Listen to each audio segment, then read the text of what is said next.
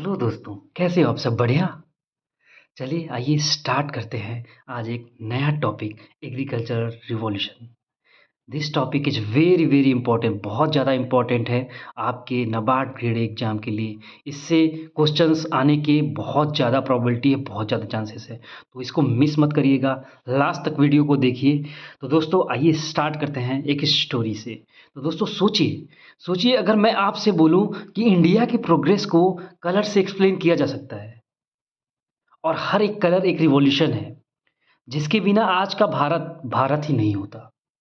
कभी दूध की कमी थी तो कभी अनाज की, कभी मछली की सप्लाई टूट गई और कभी तेल बीज का प्रोडक्शन ग्राउंड लेवल पे आ गया। तब भारत ने एक-एक करके रिवॉल्यूशंस लॉन्च किए। Green revolution, white revolution, blue revolution, yellow revolution, pink, silver etcetera. तो आज हम इन सबको एक इमोशनल, एक स्टोरी ड्रिवन स्टाइल में समझेंगे ताकि आपको लाइफ टाइम याद रखे। ठीक है दोस्त, तो चलिए स्टार्ट करते हैं पहले रिवॉल्यूशन से। तो दोस्त आइए हम पहला रिवॉल्यूशन क्या पढ़ेंगे आज? ग्रीन रिवॉल्यूशन पढ़ेंगे। कौन सा रिवॉल्यूशन? Green revolution.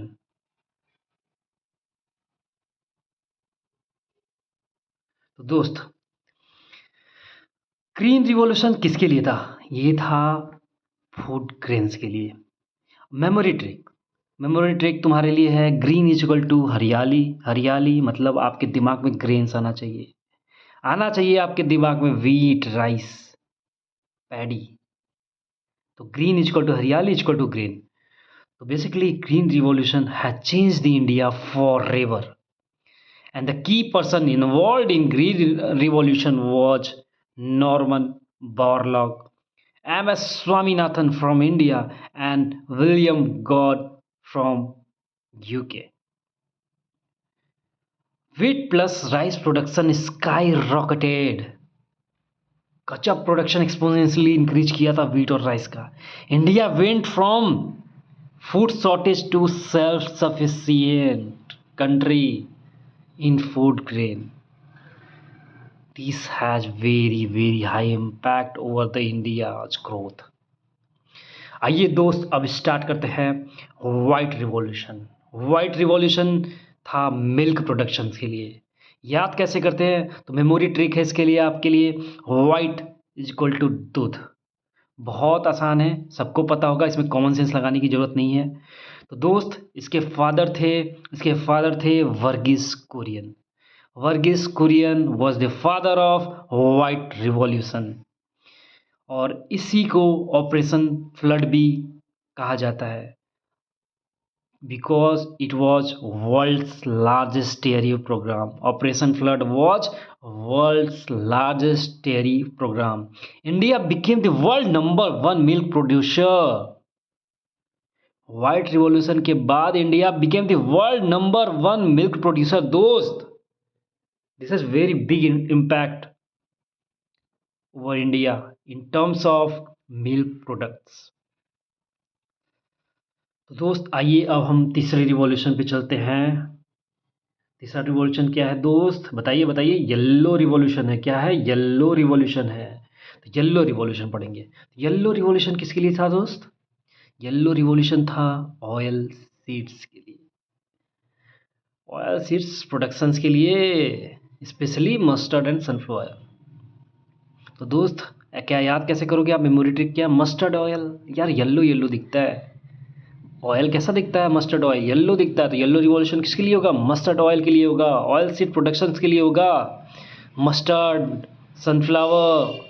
और इसके फादर कौन थे? This is a very important thing. इसके फादर कौन थे? Sam Pitroda. Sam Pitroda was the father of yellow revolution. दोस्त समझ में आया? ये सब क्वेश्चंस बन सकते हैं एग्जाम में, तो इसे अच्छे से रिवाइज करना, ठीक है? आओ हम अब चलते हैं अपने दूसरे रिवॉल्यूशन की तरफ। और दूसरा रिवॉल्यूशन हमारा क्या? Protein revolution. क्या? Protein revolution. क्या? Protein revolution.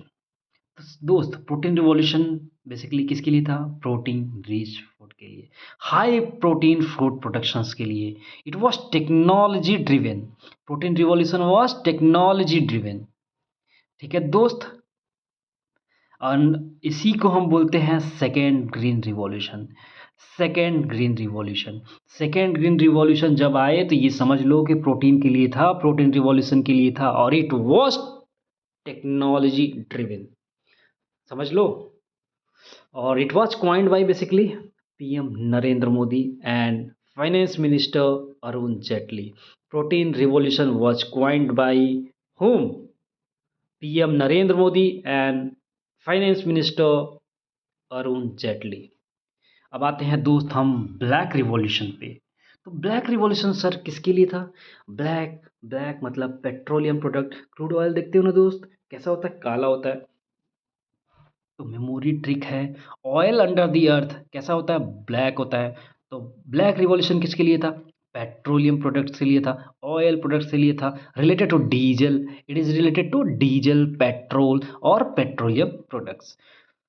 तो दोस्त ये समझ लो, ये रिवॉल्यूशन फॉर रूरल मैकेनाइजेशंस के लिए बहुत ज़्यादा इम्पोर्टेंस था इसका।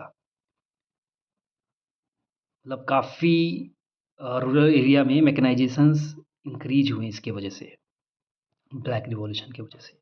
ठीक है, अब आते हैं हम वॉट, किस पे आओगे बताओ, बताओ बताओ। ब्लू रिवॉल्यूशन पे आएंगे दोस्त, ब्लू रिवॉल्यूशन पे। तो ब्लू रिवॉल्यूशन क्या था दोस्त, बताओ कमेंट सेक्शन में बताओ अगर आपको पता है तो। ब्लू रिवॉल्यूशन क्या था, टेल मी। ब्लू रिवॉल्यूशन था फिश प्रोडक्शन के लिए। मेमोरी ट्रिक क्या है इसका? सर पानी, वाटर, देखिए सी देखते हो ना कैसा रहता है, ब्लू ब्लू। तो water is equal to blue.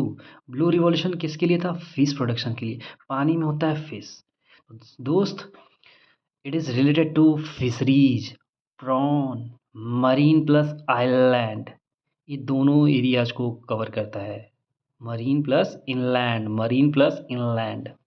A father or key person involved in Blue Revolution was Dr. Arun Krishnan. Father or key person involved in Blue Revolution is Dr. Arun Krishnan. अब दोस्त हम आते हैं अपने next revolution की तरफ, that is brown revolution. Brown revolution दोस्त, brown revolution क्या होता है सर? यार ब्राउन कहीं कहीं देखा लग रहा है यार ये रिवॉल्यूशन। लेदर, लेदर के बेल्ट पहनते हो, ब्राउन वाले बेल्ट पहनते हो तुम, ब्राउन तुम स्लीपर पहनते हो, शूज़ पहनते हो। तो दोस्त ये रिवॉल्यूशन था लेदर एंड कोकोआ के लिए। तो दोस्त लेदर तो सबको याद रहता है, कोकोआ किसी को याद नहीं रहता है। तो दोस्त एग्जाम में आपके साथ खेला जा सकता है बेटा। तो दोस्त कोकोआ को अच्छे से याद करो। Brown revolution also includes non conventional product. ये सिर्फ यहीं तक लिमिटेड नहीं था।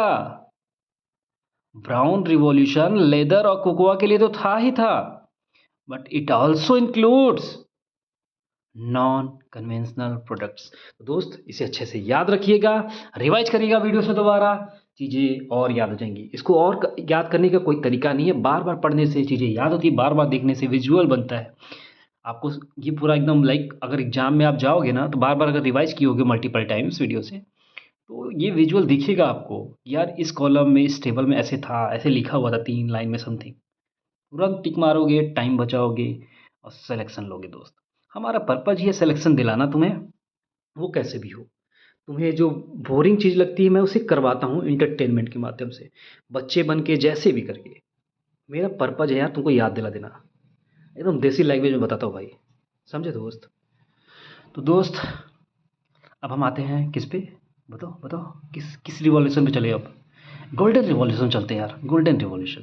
ये गोल्डन फाइबर रिवॉल्यूशन क्या था बताओ? गोल्डन फाइबर रिवॉल्यूशन क्या था? गोल्डन फाइबर रिवॉल्यूशन था जूट प्रोडक्शन के लिए। जूट क्या है? एक फाइबर है, जूट क्या है? एक फाइबर है। तो जब हम फाइबर की बात करें ना, जब गोल्डन फाइबर की बात करें ना, तो जूट दिमाग में चमक जाना चाहिए तुम्हारे। क्या चमकना चाहिए? जूट। दिखे नहीं हो जूट, लगता है गोल्डन जैसा दिखने में, चमकता है भाई। तो जूट प्रोडक्शंस के लिए था golden fibre revolution. Jute is equal to golden fibre. This revolution has boosted the jute industry and eastern India economy. This has very important role in growth of eastern India economy. किसका? Jute industry का, green basically golden fibre revolution का। आइए हम अब next revolution में चलते हैं, golden revolution. Golden revolution किसके लिए था दोस्त? ये था फ्रूट के लिए, हनी के लिए, हॉर्टिकल्चर के लिए। किसके लिए था? फ्रूट्स के लिए था, हनी प्रोडक्शंस के लिए था, हॉर्टिकल्चर डेवलपमेंट के लिए था। तो दोस्त इसको याद तुम कैसे रखोगे, ये बता दो बस मुझे, इसको याद कैसे रखोगे? तो दोस्त आपको पता होना चाहिए कि हनी कैसा होता है, लुक लाइक गोल्डन। हॉर्टिकल्चर यार एच एच से थोड़ा मैच कर रहा है, तो किसी तरीके से तुम अपने माइंड को एक नया ट्रिक बना के याद करो। एच एच समथिंग, हनी के साथ तीन चीज़ें थी गोल्डन रिवॉल्यूशन में। हनी था, एक हॉर्टिकल्चर था, उसके साथ फ्रूट्स, फ्रूट्स के साथ हनी हम खा रहे थे, हनी के साथ हम फ्रूट्स खा रहे थे। कुछ तो दिमाग में बैठा के ऐसे याद कर सकते हो, या कुछ अपने बेटर तरीके से याद कर सकते हो, तो कमेंट सेक्शन में बताओ। देखो, अपने द्वारा की गई चीज़ें, अपने द्वारा बनाई गई ट्रिक्स ज़्यादा देर तक याद रहती हैं।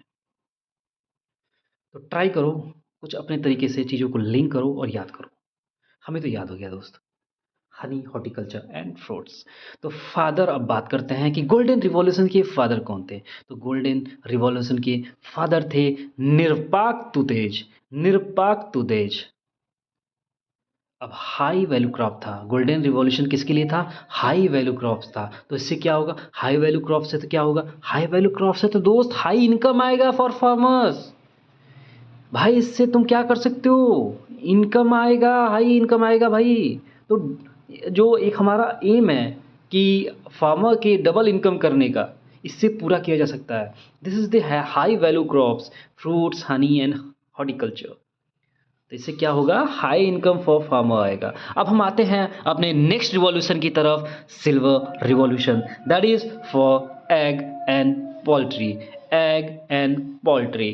तो दोस्त सिल्वर रिवॉल्यूशन को ऐसे याद कर सकते हो कि यार एग कुछ सिल्वर सिल्वर जैसा चमक रहा है। कुछ माइंड में इमेज बनाओ यार, ऐसे ही बनाते हैं, कुछ ज़बरदस्ती मतलब इमेज बनाना पड़ता है भाई, वैसा बनाओगे तब तो चीज़ें याद रहेंगी। सिल्वर रिवॉल्यूशन किसके लिए था? एग यार चमक रहा था सिल्वर जैसा, पोल्ट्री यार मुर्गा एकदम गजब चमक रहा था यार, हैन, तो ऐसे। तो basically this revolution was associated with Indira Gandhi. Silver revolution was associated with what? Indira Gandhi. Silver revolution was associated with Indira Gandhi.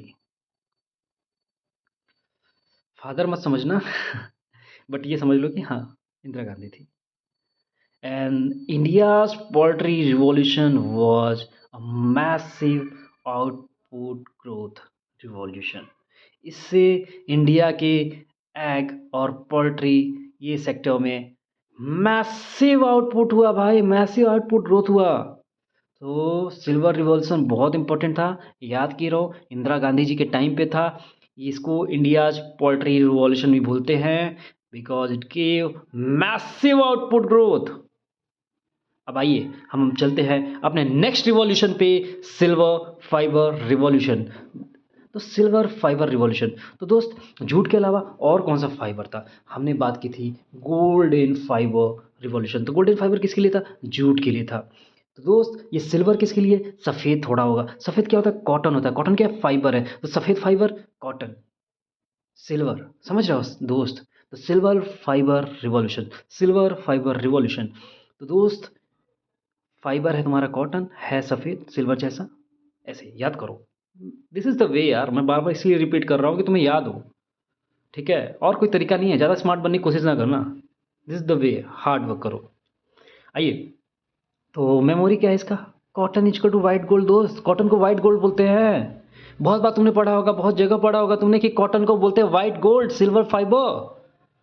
This is significant material for textile industry. इसके बिना टेक्सटाइल इंडस्ट्री है क्या भाई? पूरी दुनिया में, पूरे वर्ल्ड में डिमांड है भाई कॉटन का, प्योर कॉटन। एक समय था जब इंडिया से कॉटन भर भर कर विदेशों से जाते थे, विदेश जाते थे, और वहाँ से कपड़े बनकर यहाँ पे आते थे, और यहाँ से भी बहुत सारे कपड़े बनकर विदेश जाते थे, हैंडलूम वाले प्रोडक्ट। बहुत डिमांड थी वर्ल्ड में। आज भी कॉटन का वैसा ही डिमांड है, बट ये है कि आज आर्टिफिशियली चीज़ों को क्रिएट किया जा रहा है, तो बहुत सारे और भी चीज़ें आ गई हैं alternative, but still it is like expensive होता है भाई, काफ़ी एक्सपेंसिव होता है। आइए हम अब चलते हैं अपने नेक्स्ट रिवॉल्यूशन पे, revolution number 12, that is pink revolution. दोस्त पिंक रिवॉल्यूशन क्या होता है दोस्त? पिंक पिंक अपने घर में कुछ दिखा है, कोई ऐसा प्रोडक्ट, कुछ ऐसी सब्जियां? Onion, prawn, pharmaceuticals. दोस्त पिंक से ओनियन तो याद रहेगा आपको, बाकी आपको याद करना है फार्मास्यूटिकल एंड प्रॉन प्रोडक्शन। तो पिंक रिवॉल्यूशन था किसके लिए? ओनियन प्रोडक्शन के लिए था, फार्मास्यूटिकल्स के लिए था, प्रॉन प्रोडक्शन के लिए था। तो दोस्त इसके फादर कौन थे? फादर ऑफ पिंक रिवॉल्यूशन कौन था? फादर ऑफ पिंक रिवॉल्यूशन कौन था? कौन था भाई? दुर्गेश पटेल। कौन था भाई? दुर्गेश पटेल। तो ऐसे कैसे याद करोगे इसको, ये बताओ। फादर ऑफ पिंक रिवॉल्यूशन कैसे था? तो भाई देखो, हम दिल्ली गए और दिल्ली में हमने देखा there was a pink booth for womens, womens safety.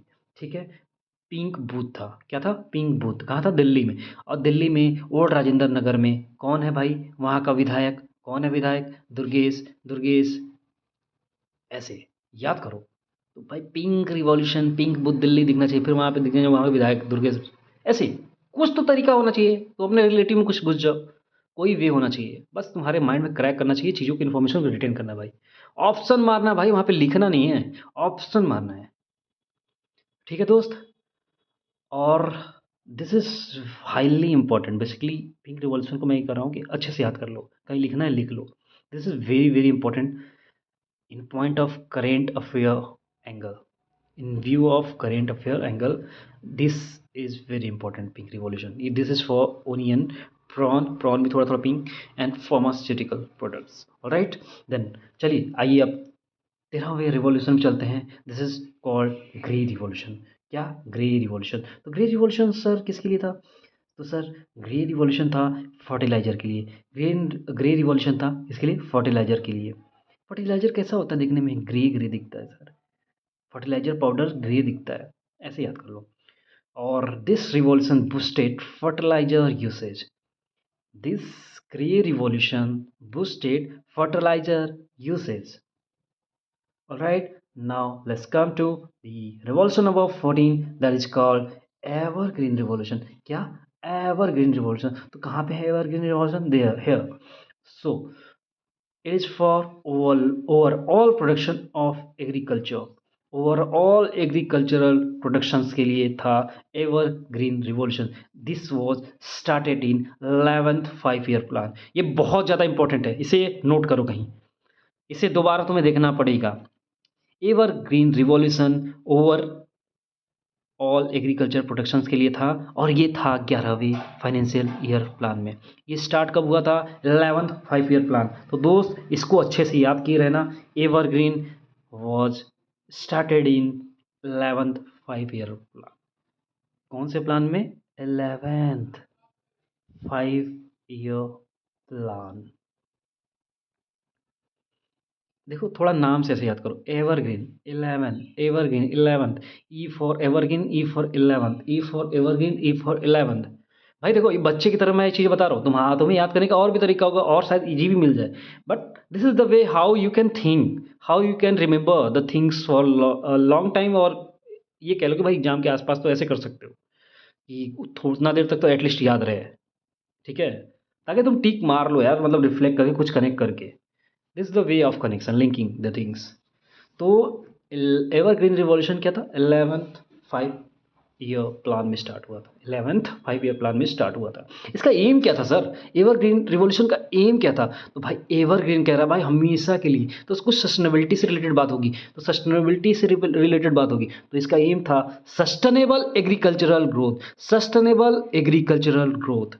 आइए दोस्त अब हम चलते हैं अपने नेक्स्ट नंबर 15, 15th रिवॉल्यूशन। ये रिवॉल्यूशन था राउंड रिवॉल्यूशन। राउंड रिवॉल्यूशन दोस्त किसके लिए था? Round revolution. हम क्या पढ़ेंगे अब? राउंड रिवॉल्यूशन पढ़ेंगे। क्या पढ़ेंगे? Round revolution. दोस्त राउंड रिवॉल्यूशन था पोटैटो के लिए। किसके लिए था? पोटैटो। पोटैटो कैसा होता है? राउंड राउंड होता है, राउंड राउंड होता है। आलू। तो दोस्त राउंड रिवॉल्यूशन किसके लिए था? पोटैटो के लिए था। ये आ जाएगा ना, आराम से नंबर लेके जाना बेटा, सोच के सेप समझ लेना। राउंड राउंड पोटैटो आलू। ठीक है, मजाक बहुत हो गया, आगे आते हैं। लास्ट रिवॉल्यूशन हमारे पास बचा है, बचा क्या है, रेड रिवॉल्यूशन दोस्त। तो रेड रिवॉल्यूशन सर क्या है सर? रेड यार, रेड मीट सुना होगा ना, रेड मीट। तो रेड रिवॉल्यूशन था मीट प्रोडक्शंस के लिए। और रेड क्या होता है सर? टोमेटो होता है सर। सर और क्या होता है? टोमेटो होता है। तो ये था मीट प्लस टोमेटो के लिए, मीट प्रोडक्शंस के लिए, टोमेटो प्रोडक्शंस के लिए। क्या था? मीट और टोमेटो प्रोडक्शंस के लिए था रेड रिवॉल्यूशन दोस्त। और इसके फादर कौन थे सर? इसके फादर थे विशाल तिवारी जी। विशाल तिवारी जी रेड मीट और टमाटर खा के लाल लाल हो गए। विशाल तिवारी जी रेड मीट और टमाटर खा के लाल लाल हो गए। समझे? तिवारी जी को क्या हुआ? चेहरा लाल लाल हो गया भाई उनका मीट खा के। कुछ तरीके से याद कर सकते हो। ये बहुत, मतलब मैं क्या बोलूँ, बहुत अच्छा वे नहीं है, बट ठीक है। और इससे अच्छा, इससे बेहतर चीज़ें तुम जान सकते हो और बना सकते हो अपने से। कि रेड रिवॉल्यूशन के फादर कौन थे? तो विशाल तिवारी जी थे। कौन थे? Vishal Tiwari. Vishal Vishal Tiwari. T for tomato, T for Tiwari, T for tomato, T for Tiwari. Alright. तो जो दोस्त, यही था हमारे पास कुछ रिवॉल्यूशंस। टोटल 16 रिवॉल्यूशन थे। ठीक है दोस्त, आप देख लो एक बार को। और दोस्त, अगर ये वीडियो आपको अच्छी लगी हो, अगर ये वीडियो आपको अच्छी लगी हो, जेन्युइन लगी हो और समझ में आया हो कि मेरा पर्पज़ क्या है, मेरा पर्पज़ क्या है? मेरा पर्पज़ है चीज़ों को स्मार्टली पढ़ना, एनर्जी वेस्ट ना करके exam oriented to the point relevant चीज़ें पढ़ना, जिससे आप एग्ज़ाम में नंबर ला सको, एग्ज़ाम में सिलेक्शन ले पाओ दोस्त। एग्ज़ाम में सिलेक्शन दिलाना ही मेरा पर्पज़ है। सही तरीके से पढ़ो, ये मेरा पर्पज़ है। कम पढ़ो, स्मार्टली पढ़ो, काम की चीज़ें पढ़ो जो एग्ज़ाम में आता है। समझ रहे हो दोस्त? मैं वही चाह रहा हूँ कि तुम ये डेवलप करो। ये हैबिट तुमसे डेवलप कराना चाह रहा हूँ। जो तुम बोरियत फ़ील करते हो, उसको बोरियत को कम करना चाह रहा हूँ। मैं चाहता हूँ कि तुम रिवाइज़ करो चीज़ों को, कम पढ़ो, बार-बार पढ़ो, रिवाइज़ करो, रिपीट करो, ताकि चीज़ें विजुअल्स आपके दिमाग में आ जाए। और एग्ज़ाम में देखते ही आप टिक मारो, आगे बढ़ो, टाइम बचाओ और बचे हुए क्वेश्चंस को अटेम्प्ट करो, क्योंकि एग्जाम में time management is very very very important. आपने अगर चीज़ें पढ़ी होंगी रिपीट कर करके, तो इजी क्वेश्चन तुरंत मार के आगे बढ़ोगे, आपके पास टाइम मिलेगा और अदर क्वेश्चंस के लिए। और दोस्त, मेरा और भी कुछ पर्पज़ है, जैसे कि लाइक भाई एप्टीट्यूड डेवलप करना है। कई लोगों को एमसीक्यू प्रॉब्लम सॉल्व करने में दिक्कत आती है। कई बार नए क्वेश्चंस आ जाते हैं तो वो घबरा जाते हैं कि ये तो मैंने पढ़ा ही नहीं। दोस्त, वो क्वेश्चन बहुत ईजी होते हैं। पक्का बता रहा हूँ, अगर क्वेश्चन हार्ड है तो ऑप्शंस ईजी होंगे, आप एलिमिनेट कर पाओगे, ये दिमाग में डाल लो। अगर ऑप्शंस ईजी, अगर क्वेश्चन थोड़ा टफ देखने में लग रहा है तो ऑप्शंस पक्का ईजी होगा। मतलब समझ लो ना कि लेंदी लेंदी है ना, कभी ऑप्शंस पक्का बहुत कुछ ऐसा होगा कि तुम एलिमिनेट करोगे, बाकी के ऑप्शंस एक ऑप्शन तक पहुँचोगे, आंसर तक पहुँच जाओगे और टिक मारोगे। हम वही डेवलप करने की कोशिश कर रहे हैं। एमसीक्यू कराएँगे हम तुमको, और उसके पहले ही हम रिवीजन क्रक्स देंगे, ताकि जो तुम रिवीजन नहीं करते हो मैं वो उसे करवाऊँ भाई। इसी वीडियो के बाद डायरेक्ट रिवीजन क्रक्स आएगा, तुम किसी और चीज़ पे जंप ही ना कर पाओ। क्योंकि माइंड क्या है, सीरियल में जाता है ना, तुम देखोगे और तुम्हें थोड़ा नया वे में लगेगा तो तुम पढ़ोगे। अगर मैं इसी वीडियो को दोबारा कहूँ तो शायद, अगर तुम बहुत स्ट्रांग हो, सीरियस हो, तो शायद तुम देख लोगे। अदरवाइज़ तुम्हें बोरियत सी महसूस होगी, तुम वापस इस वीडियो को नहीं देखोगे। लेकिन इसी कंटेंट से, इसी तरीके के कंटेंट से थोड़ा शॉर्ट करके अगर चीज़ों को बनाओ और चीज़ों को वापस रिवाइज करो, तुम्हें एक अलग वे में अच्छा फ़ील होगा, नया फ़ील होगा और तुम उसे देखोगे अच्छे से। तो दोस्त, पर्पज़ यही है कि तुम रिवाइज करो। अगर अपने से नहीं कर पाते हो तो मेरे वीडियो से करो, लेकिन भाई सिलेक्शन लेना है अल्टीमेटली। मैं तुमको कैसे भी कराऊँ, रटाऊँ, जो भी करूँ, किसी वे में यार, I just want your selection man. मैं बहुत लोगों को देखा हूँ यार, सिलेक्शन क्लियर है बहुत ज़्यादा। मतलब लाइक मैं बोल रहा हूँ ना, स्मार्ट नहीं होते लड़के। प्रॉब्लम क्या है ना स्मार्ट लोगों की, कि वो मेहनत नहीं करते भाई। हार्ड वर्क करना एग्जाम में बहुत ज़्यादा ज़रूरी है। हार्ड वर्क से ही स्मार्ट वर्क तुमको समझ में आएगा। हार्ड वर्क नहीं करोगे ना, तुमको पता ही नहीं होगा करना क्या, कहाँ से स्मार्टनेस आएगी भाई। मैं बहुत लोगों को ऐसे को जानता हूँ भाई, कि जिन्होंने आईएएस पीसीएस सब कुछ निकाला है भाई, एग्जाम में लाइफ में फोड़ा है, जो हार्ड वर्क किए हैं। शायद वो 12th में फेल हो गए थे, ग्रेजुएशन में नंबर नहीं लाए, लेकिन उन्होंने फोड़ा है भाई। रीज़न कि वो हार्ड वर्क कर सकते थे। वो अपने आप को ये नहीं था कि मैं यहाँ से हूँ, वहाँ से पढ़ा हूँ, ये किया हूँ, वो किया हूँ, मैं स्मार्ट हूँ, तो मैं ये नहीं करूँगा, मैं रटूँगा नहीं। भाई, जिनको जहाँ पे रटना था उन्होंने रटा, जहाँ पे समझना था वहाँ पे समझा, जहाँ पे टाइम देना था दिया। उनसे बात करोगे कई बार ना, तुमको लगेगा कि शायद यार इंटेलेक्चुअल नहीं, स्मार्ट नहीं, बट भाई उनका रिस्पेक्ट करना पड़ेगा तुम्हें, उनके अंदर स्किल है। याद करने की, रटने की और हार्ड वर्क करने की। हार्ड वर्क अगर तुम्हें आता है ना ज़िंदगी में, तुम कुछ भी कर सकते हो। कुछ भी लिख कर ले लो, कुछ भी कर सकते हो तुम। तो दोस्त, हार्ड वर्क करने के लिए तैयार रहो और जितना करा रहा हूँ प्लीज़ उसे करो और रिवाइज़ करो, रिवीजन क्रक्स को देखो, तुम्हें मज़ा आएगा यार, तुम्हारी कॉन्फिडेंस बढ़ेगी भाई। और कॉन्फिडेंस बढ़ता है तो सिलेक्शन की तरफ तुम ऑटोमेटिकली अग्रसर होते हो दोस्त। कॉन्फिडेंस बढ़ाओ, वो कैसे आएगा? रिवीजन से आएगा। मैं बार-बार एक ही चीज़ को एम्फसाइज़ कर रहा हूँ, रिवीजन करो, प्रैक्टिस करो, एमसीक्यू का एप्टीट्यूड डेवलप करो, क्वेश्चन सॉल्व कैसे करते, एलिमिनेट करते कैसे, क्वेश्चन नहीं आ रहा तो आंसर तक कैसे पहुँचते हैं। तो दोस्त, मेरा यही पर्पज़ है यार कि अपने टाइम को वेस्ट मत करो, year by year same mistakes मत करो। आपको पता है कि आपने गलती क्या की है, आपने रिवीजन नहीं किया, आपने ज़्यादा पढ़ा है, बहुत ज़्यादा पढ़ लिया, अलग-अलग सोर्सेज़ से पढ़ा है, तो लिमिट योर सोर्सेज़ यार, रिवाइज़ करो चीज़ों को, एक ही जगह से बार-बार चीज़ें पढ़ो। अगर एक किताब पढ़ रहे हो, लेट से लक्ष्मीकांत आप पॉलिटी में पढ़ो, तो लक्ष्मीकांत से इतनी बार पढ़ो कि लक्ष्मीकांत छप जाए आपके दिमाग में, वो दिख जाए वो पेज की इस पेज पे इस कोने पे ये चीज़ लिखा हुआ है। आंसर देखते ही ना एग्ज़ाम में जब ना, ट्रस्ट मी, एग्ज़ाम में जब वैसे तुमको इमेज बनेगी ना, वो खुशी ना भाई तुमको कभी नहीं मिलेगी। लाइक बहुत अच्छा फ़ील होगा तुम्हें। तो प्लीज़, प्लीज़ मैं बार-बार एक ही चीज़ को दोहरा रहा हूँ, टॉपर्स कहते हैं, सब लोग कहते हैं, बट तुम लोग क्या करते हो कि कम्फ़र्ट की वजह से तुमको नई-नई चीज़ों को देखने के चक्कर में तुम अलग-अलग सोर्सेज़ पे जाते हो, अपने आप को लिमिट नहीं करते हो और फिर अपने सिलेक्शन को 5 वर्षीय योजना बना देते हो और फिर नहीं होता भाई। और फिर एक समय बाद आएगा तुम नेगेटिव सोचोगे, बोर होगे। बट बी पॉजिटिव, पॉजिटिवनेस तभी आएगी जब तुम एक चीज़ को, थोड़ी-सी चीज़ को बार-बार रिवाइज़ करोगे। यार थोड़ा-सा लॉजिक भी लगाओ यार, दिमाग लगाओ, स्मार्ट बनो यार, कि तुम जितना पढ़ रहे हो क्या रिवाइज़ कर पाओगे? अपने आप से पूछो ना। जब पढ़ते हो तो अपने से आपसे पूछो क्या तुम उसे रिवाइज़ करने वाले हो? यही है दोस्त। इसलिए कहता हूँ पहले ही रिवाइज़ कर लो ताकि एग्ज़ाम के टाइम पे बर्डन ना आए, प्रेशर ना आए, एंग्ज़ायटी ना आए। कम पढ़ो, रिवाइज़ करो, इंश्योर करो कि जो तुमने पढ़ा उसे रिटेन किया। मेरा पर्पज़ है कि तुमको इन्फॉर्मेशन रिटेन करा दूँ, रटा दूँ, सबकॉन्शियस माइंड में डाल दूँ और सिलेक्शन लाऊँ। मैं चाहता हूँ कि मेरे स्टूडेंट सेलेक्टेड हो, जेन्युइन लोग आएँ सिर्फ़ इस पे, फालतू लोग ना आएँ। तो शेयर करो दोस्त इस वीडियो को अपने जेन्युइन दोस्तों के साथ, चाहते हो कि जिनका लाइफ़ बने। बहुत लोग हैं यार ऐसे गरीब लोग हैं, काफ़ी लोग हैं यार जिनके बहुत प्रॉब्लम आ रहे हैं, जिनको एक जॉब की ज़रूरत है। तो दोस्त, मैं इंश्योर करता हूँ कि यार सिलेक्शन होगा अगर तुम अच्छे से चीज़ों को फ़ॉलो करोगे, हार्ड वर्क करोगे मेरे साथ। मैं तुम्हारे साथ हूँ यार। आइए क्रैक करते ये सब एग्ज़ाम को हम मिल के, करवाएँगे भाई हम तुमको। समझे? तो अगर ये वीडियो तुमको अच्छी लगी हो ना दोस्त, वीडियो अगर अच्छी लगी 1% भी तुम मेरी बात को समझ पा, तो दोस्त अगर तुम्हें 1% भी चीज़ें जेन्युइन लगी हो, मेरी बात समझ पा रहे हो कि मैं कहना क्या चाह रहा हूँ, मैं मेहनत कर क्यों रहा हूँ, वजह क्या है? सिलेक्शन है दोस्त, इन्फॉर्मेशन को रिटेन कराना, उतनी इन्फॉर्मेशन देना जितना तुम डाइजेस्ट कर पाओ, एग्ज़ाम में लिख पाओ, जो एग्ज़ाम के लिए सिर्फ़ इम्पोर्टेंट है। सिर्फ़ important, most probable, predictable topics ही पढ़ा रहे हैं हम, उतना ही कर लो बस। You will get a confidence man. तुम अपने आप से क्वेश्चंस कर पाओगे, एलिमिनेट कर पाओगे। मैं ये प्रॉमिस नहीं करता हूँ कि मेरी पढ़ाई हुई हर चीज़ें आ जाएँगी, बट मैं ये कहता ज़रूर कि मेरा जो मेथड है ना, उससे तुम्हारा दिमाग डेवलप होगा। तुम्हारा जो माइंडसेट है ना, माइंडसेट एकदम बदल जाएगा, डेवलप होगा भाई माइंडसेट अच्छा वाला। एमसीक्यू एप्टीट्यूड डेवलप होगा। क्वेश्चन को सॉल्व कैसे करते हैं, सोचते कैसे हैं, चीज़ों को पढ़ते कैसे, रिलेट कैसे करते हैं, ये समझ में आ गया ना, तुम अपने आप पे चीज़ें कर पाओगे और सिलेक्शन ले पाओगे। तो दोस्त, वही फिर से बोल रहा हूँ मैं, हमारे अगर वीडियो को तुम्हें पसंद आए हो, 1% भी जेन्युइन लगा हो, फ़ील आया हो कि समझ, 1% मैं क्यों बोल रहा हूँ? क्योंकि भाई बाकी चीज़ें तुम समझ रहे होगे, जितना इन्फॉर्मेशन दिया हूँ, सब समझ रहे होगे। बट मैं जो कहना चाहता हूँ, क्या वो समझ रहे हो तुम?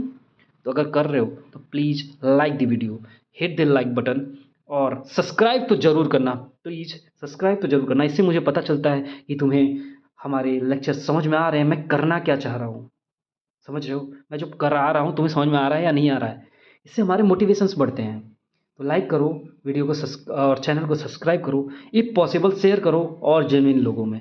ठीक है दोस्त? तो मिलते हैं नेक्स्ट वीडियो में रिवीजन क्रक्स के साथ। तब तक के लिए बाय बाय। जय हिंद दोस्त।